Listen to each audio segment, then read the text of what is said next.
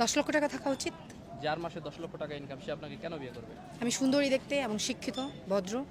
কি যোগ্যতা আছে যে 10 লক্ষ টাকা ইনকাম করে সে সব আপনাকে বিয়ে ধরনের করবে? যোগ্যতা আছে। আমি বাইক চালাতে পারি, আমি কার রাইড করতে পারি, আমি নাচতে পারি, আমি গান গাইতে পারি। সকালবেলাটায় কাঁচামরিচ পিঁয়াজ দিয়ে এক গামলা খালাম পান্তা। মাথাটা এখন বিজাই ঠান্ডা।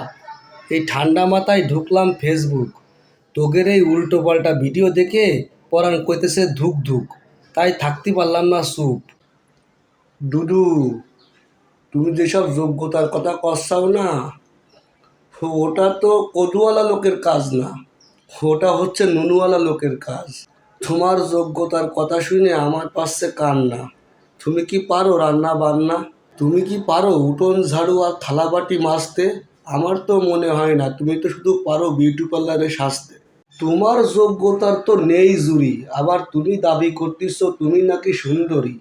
চেহারাটা কি একবার আয়নায় দেখেছো? মেকআপ ছাড়া তো তোমারে চেনা যায় না দুদু। তুমি দেখাও মানুষের শুধু কদু, ফোটাই পারো তুমি অনেক বেশি। তুমি যে ক্ষুধার খাসি, এসব কথা না কয়ে হয়ে যাও চুপ, আর বারে যে বসে বসে খাবা স্যুপ। বর্তমানে 10 লাখ টাকা ইনকাম করে কন্টেন্ট ক্রিয়েটররা, অন্য কোনো যোগ্যতা নেই কারো। তুমি এইসব গল্প একটু ছাড়ো। 10 লাখ টাকা কামাই করা মানুষের বাড়ি আছে হাঁস মুরগি ছাগল।